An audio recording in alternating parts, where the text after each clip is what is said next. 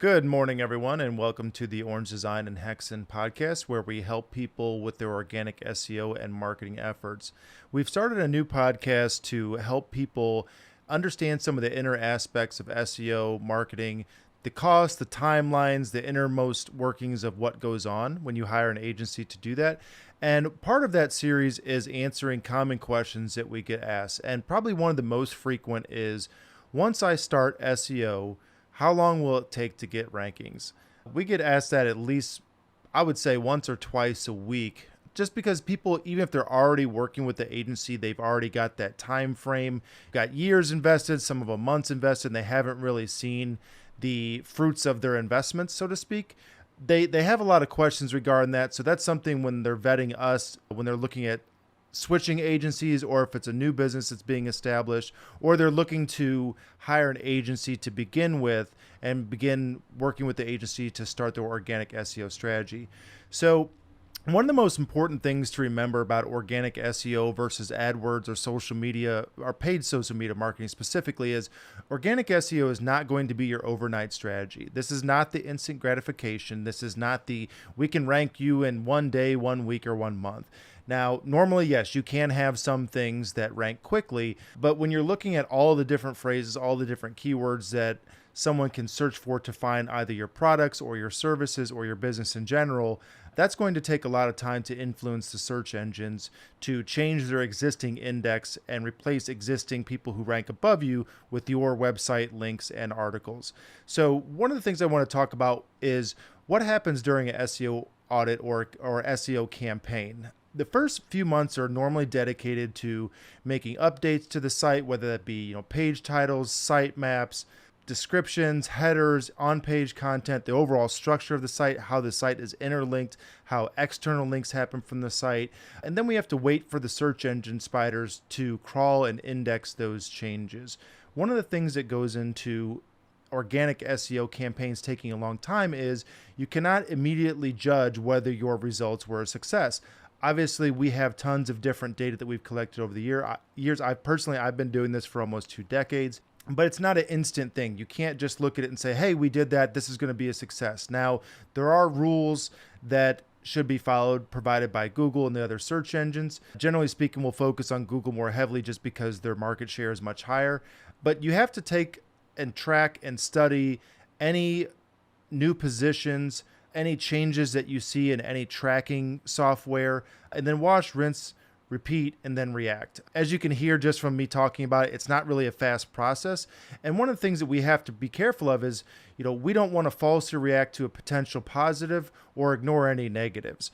Initially, you'll see some results in those reports. You'll see, hey, this thing did well, this thing did not so well. All these things didn't perform as well as we expected them to. And then you have to go back, modify your strategy, re-react to that, re-wait for the bot to crawl. And as I said a couple of times so far, that just takes time. Another thing that's worth noting is, depending upon your website, depending upon what kind of campaign you're running, the amount of work it requires, the crawl frequency of the search engine spiders, generally speaking, you're going to see 3 to 9 months to begin seeing new rankings. Now, you can see new rankings in that 1 to 3 month time span, but as I said earlier, with waiting for them to index the changes and also waiting to see if anything that changes is going to stick. You don't want to just say, okay, our work is done after 3 months and we're good to go. Things are going to change. When you're talking about that 3 to 9 month time span to see new rankings, yes, we want to see new rankings, but we also want any obtained rankings to stick in place. I don't want to get a client a number 1 position and then 2 months later that falls off.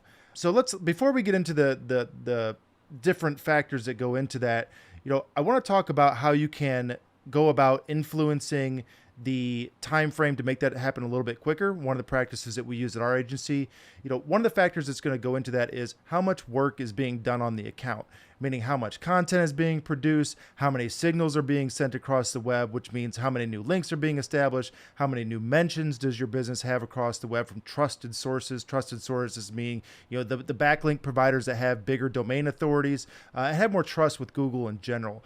New listing profiles, such as like local profiles, consistency of your social and GMB posting, etc.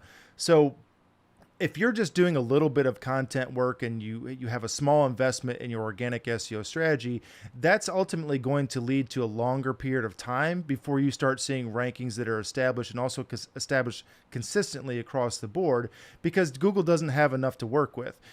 Another thing that is to be considered when we're looking at a competitor of yours, if they're posting every day, if they're putting up new blogs every day, new FAQ articles, new videos on YouTube, they're going live on Instagram or Facebook, they're just doing a lot of things, their crawl rate is already much higher than yours. And it's something that you're going to have to catch up to, because Google at its core is going to look at them as a better resource for any type of query or any type of information than your website, which is part of what SEO is its core is, being a better resource or answer to a question. So talking about, doing more consistent work, having as many signals as possible, all these can send the bot from other sources back to your site and influence the crawl rate. Although it should be said, there is no definitive way to directly force the bot to do anything that you want them to do. But these are things that can send signals and can take that time frame, from that 9 to 12 month process and make those things happen a little bit sooner.